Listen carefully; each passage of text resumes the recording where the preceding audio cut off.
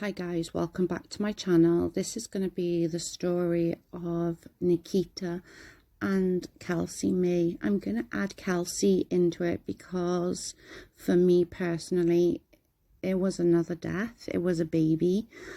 I'm sort of just gonna make a few points before I go into the story. I will only be showing the monster's picture once during this whole video. I don't want his face, if I could help it, even on my channel, but I will show his picture once at the end, once I get to the sentencing part. I want it to be pictures of Nikitta and family, etc., and her fiance. Although I really wanted to do this story, I also wanted to be super respectful.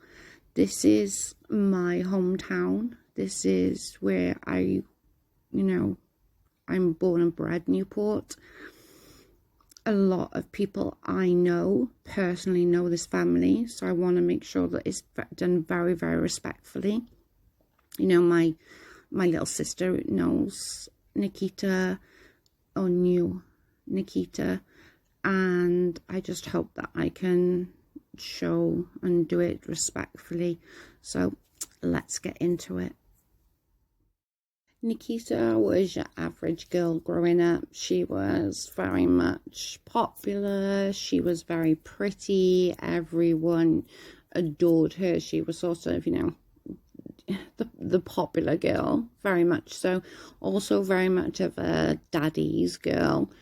I know a lot of you are daddy's girls, and Nikitta's was no different to us. And where we grow up, it was always, you loves me, Dad, which normally meant we want something off you, Dad. We need you, Dad. And this was no different for Nikitta. She was, she knew that her dad and her mum were her greatest supporters and would do anything at any cost to know that she was very loved and very cared for within the family unit. They had a very, very strong family unit. There was Marcia, Paul, and her younger brother Luke. It was a stereotypical 2.4 children, the perfect family. Nikitta was super lucky. She found her love really early on in life. She told everybody, this is the boy for me. I'm going to marry him. I'm going to have his kids. We're going to make a home together. We're going to be forever. I kind of believe her when she says this because, she knew what love was. She got brought up knowing, how a man treats a woman from her dad, and they were very much together everywhere. You saw one, you saw the other, as well as the puppy, of course. Nikitta and Ryan became inseparable. They decided that they were going to live together. They got a little flat just 3 minutes from Nikitta's family home, which was the perfect scenario. If you get a place and you get it that close to home is amazing. They decided that they were going to try for a baby, and she soon became pregnant. At the age of 18, the family were clearly over the moon, and so was her fiance Ryan. Nikitta had her nursery set up. The baby was going to be a girl. They'd already named her Kelsey May. It was said that she had legitimately enough baby stuff to last her the first year of the baby's life. So nappies, wipes, clothes, she was very much well prepared. Not only was Nikitta and Ryan prepared, so was Marcia and Paul. They turned their spare bedroom into the nursery, ready for quote-unquote nanny time. It's very much in these areas, you know, is nannies are important. I'm a true believer it takes a village to raise a child, and it's very much like this in these estates. You know, it's very much it takes a village. It really does take a village, and Nanny was, and you know, was there ready and waiting, and so was Grandad ready and waiting for any time they could possibly get with Kelsey May when Nikitta needed that break. So it was, you know, not just Nikitta and Ryan that were ready for Kelsey May to arrive, but so was Marcia and Paul. On February 4th, Nikitta was just 2 short weeks away from giving birth. Also on this date was the Six Nations rugby. Rugby in Wales is a huge deal. It's kind of like the American Super Bowl kind of thing, especially when Wales are playing England.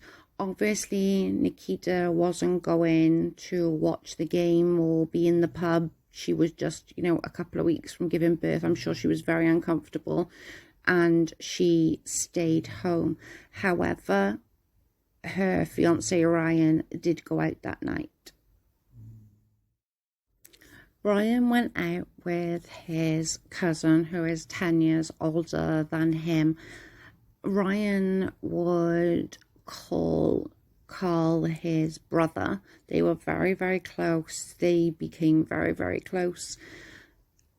However, Carl was unknown. He thought he was this big man. He thought he was liked by people. He tried to portray himself as this big bodybuilder, when in reality most people just thought of him as a bit of a twat. And he really was, and well, still is, nobody. He also was a severe heavy drug user. He of class A's. It wasn't just your coke, but it was mostly MCAT.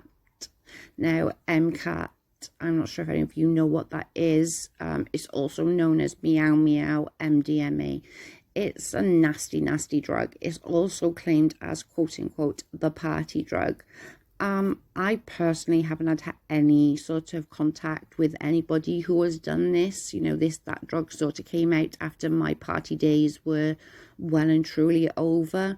But I've heard other people sort of going down that route of, you know, the MCAP and the partying. Once drug-fueled mind, he became somewhat infatuated and fascinated with Nikitta. He would fantasize about intercourse with her, what life would be like with her. He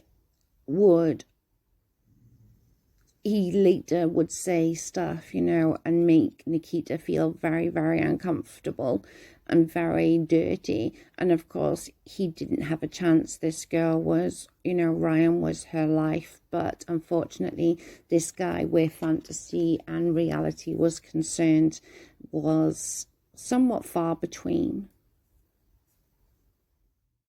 Somewhere after the pubs and clubs closed, they found themselves at a house party in Corelli Street in Newport. It was said that he had run out of cigarettes and he was going to go and grip some fags from his nan. I don't know where the nan lives, but I'm guessing that he just used that as reasoning. Whether he actually went there or not, I don't know. But he said that he was going to get some cigs from his nan's house. This clearly never happened. He travelled from Corelli Street to Nikitta's flat. From Corelli Street to Lliswerry is not that far, as you can see. It's a 9-minute drive. Now, bearing in mind, that's 9 minutes at the speed, and to be honest, nobody drives at the speed, certainly not at that time of night. He could have got to Nikitta's flat very much earlier than that, 5-6 minutes, fairly easy. There'd be no traffic on the road. He would stop at lights just purely not to be pulled over by the old bill, but he wouldn't have, it would have been very much earlier time scale than the 9 minutes that it would have took him to get from Corelli Street to Lliswerry. He drove those few minutes from Corelli Street to Lliswerry, where Nikitta was in her flat alone with her pug, Missy. He proceeded to rape and put a knife in Nikitta's neck. Nikitta died from that injury, but this scumbag, that wasn't good enough for this scumbag. This scumbag then proceeded to drive the knife into Nikitta's 9-month pregnant belly, killing her daughter. He wanted that extra, and that was the extra. He then thought about it and decided that he would set fire to the house and hope that all the evidence would disappear with the fire. Marcia and Paul were in bed. They got a call asking if Nikitta was there or if Ryan was there. Marcia stated that of course not, they would be in their own house, to which she got told to come to Nikitta's flat. It's on fire. They both got out of bed and ran to Nikitta's place on arrival, seeing that the place was ablaze. A little time after their arrival, Paul had noticed that Ryan and Carl had turned up. Paul ran up to Ryan asking where Nikitta was. His reply was, well, she'd be at home. To which Paul punched him in the face. His point was, okay, you went out for the rugby, but why are you still out at, 8:30 of the a.m. and why are you not home with your pregnant fiance? Personally, I think it was just a reaction. Why would a father not feel this way for me? Do you know what I'm saying? Like, why wouldn't he feel this way? Of course he would feel this way. He's standing outside a flat where his beautiful daughter is possibly laying, and her fiance is only just returning at 8 a.m. Of course he had a right to feel this way. Marcia and Paul was told that there was a body, and it was likely to have been Nikitta, laying on her bed on her back with her trusted dog Missy by her side. Marcia and Paul were asked to identify the body of their daughter. This would also be the day that they got to meet and say hello and goodbye to Kelsey May. Marcia held her for the first and last time in the morgue. Paul struggled with this. He wasn't sure he could do it. He wasn't sure he could bring himself to hold the baby. However, his mum was there and said how important it was for him to do this, as this would be the last chance he gets to hold her, say hi, say goodbye, and just love on her for that little moment. Imagine not only having to identify your daughter in the morgue, but also this cherished baby who you've been waiting these long, at this point, 38 weeks to meet and love on, and you're also having to hold her, kiss her, and say goodbye for the first time and the last time. On this day, Marcy and Paul both promised that they would find the bastard that did this to their daughter. Flowers and messages were coming in by the droves, placed outside the flat where Nikitta had died. This was, a huge hit for a community like Lliswerry. Things like that don't happen there. And I know a lot of people will say, oh, well, it's Newport. not all of Newport is bad. It really isn't. And definitely not all the people in Newport are bad. There are obviously a few bad eggs, but you'll find a few bad eggs anywhere in Wales, England, Scotland, and even Ireland. This really did shake a community. Just a few days after the murder of Nikitta and Kelsey May, there was a knock at the door. Paul answered, and standing in front of him was Carl Want. He had brought flowers and gave them to Paul, also giving him a cwtch, which means a hug in Wales, and saying, if you need anything, you know where I am. To which Marcy felt uneasy. She said that the pit of her stomach, just something wasn't right. She just felt like she didn't want those flowers to be in her home. You know, a mum has a sixth sense, and I think that was the case here. The mummy knows best case, and I think it shows in this case here that she didn't want those flowers from him in her home. Different people were questioned during this time. Obviously, Ryan being one of them that was questioned. It was made pretty early on that he wasn't a suspect, and they didn't have any sort of qualms in saying that they didn't think that he was part of this in any shape or form. Want, on the other hand, they interviewed him and had somewhat of a strange feeling. The detective that interviewed him said that, you know, the things that he would say. On one occasion, he told them that when he has intercourse with anybody, he always pictures Nikitta, which is just the most disgusting and strange thing ever.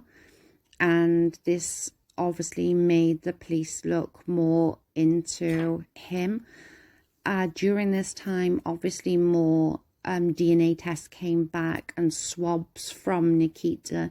There was 2 specimens of semen, obviously Ryan's, which they was anticipating to find. There was also another specimen there, which in this case was Carl Want's semen. Carl Want was arrested on the 9th, gave another interview. He held a no comment interview, which is quite normal. As I've said before on previous videos, in the UK, a no comment is pretty average, it's pretty normal. Would I expect him to do differently? No, not really. He's a bit of a pussy, so he's going to be, you know, backed into a corner. He's going to do the no comment. He was, however, held on remand. Again, remand in the UK is kind of like a no bond hold, so it wouldn't matter how much money you had, what solicitor you had, you're not getting out of jail. You're held on remand until you were found guilty or innocent in front of a jury. Nikitta and Kelsey was laid to rest. Over 500 attended the service at Main D in Newport. This is her gravestone, along with Kelsey and, of course, Missy, her trusted little dog that was by her side till the very end. The trial was held at Newport Crown Court. Carl Want was charged with rape, murder, arson and destruction of an unborn child. Now, can I just tell you how much this pisses me off? Destruction of an unborn child. What the frig? Like, what the fuck is our laws coming to? I can't with that. I'm sorry. That just pisses me off. She was a baby. She had a name. Her name was Kelsey May. She was not a destruction of an unborn child. Are you freaking kidding me right now? Come on, seriously. Destruction of an unborn child. That just pisses me the fuck off. Her name was Kelsey. Kelsey May. During the trial, Want was, well, trying to be a dick. He was trying to dirty Nikitta's name, trying to say why his semen was found is because they had some kind of threesome and him and Ryan, quote unquote, had a go. Like, come on. Like, come on. Seriously. What a wanker. Like, he's such a disgusting a-hole wanker. Right through him. And he was found guilty. He was given a life sentence without any possibility of parole for 35 years. Now, let me just explain something. In the UK, our terms really suck. Our prison terms just are not great. I'm not even gonna lie. Somebody can kill someone and be genuinely out in like 10 years. That it is that bad here. But for him and the judge to literally put this sentence down is just so unheard of, and thank God that he did. And he sort of explained how much of a dangerous animal he was and he needed to be caged. When hearing his sentence, his response to this, his reaction was to yawn and smirk. I think that tells you a lot about Carl Want. By God, you are vile. You really are. You deserve every single one of those years and more, and I hope they don't let you out. Even when he does get out, he will never be able to step foot in Newport again. This girl's legacy will live on. This girl's face will live on. And trust me, so will yours. If he ever steps foot in Newport again, somebody will recognise him. Somebody will make sure that he don't go out of Newport. I hope and I pray that he does. He does go back to Newport, and I hope somebody takes him up to Wentwood. Well, that's how my thoughts are going. You think too much? Nah, not for me. I actually downplayed it a little bit for YouTube. What I actually want to happen is, way, way worse. Some sugar water wouldn't go amiss, but I digress. As for the family of Nikitta, they're a strong family. They will get through this. They will come together. They will fight their way through, knowing that their daughter, their granddaughter, is now watching over them. As for Ryan, I hope he's moved on. I hope he's found love again. Potentially even started a family by now. It would be so easy for him to go the wrong way after something like this. I hope he knows that they are looking down on him, and, they would want him to do great things in life. And I pray that he has done great things in his life. I pray that everyone in this story of being able to move on in some shape or form, obviously they're not going to forget or forgive for that matter, but I hope that they found a way to survive, move forward. I will put a link to Marcia's book from Amazon in the description of this video, and let's just send some prayers to this family. They've been through a horrific event, and it doesn't really matter how many years ago it was. I'm still sure it's just as painful now as it was the day it happened. So let's just send some love to this family, and I will catch you all on the next one. Bye for now.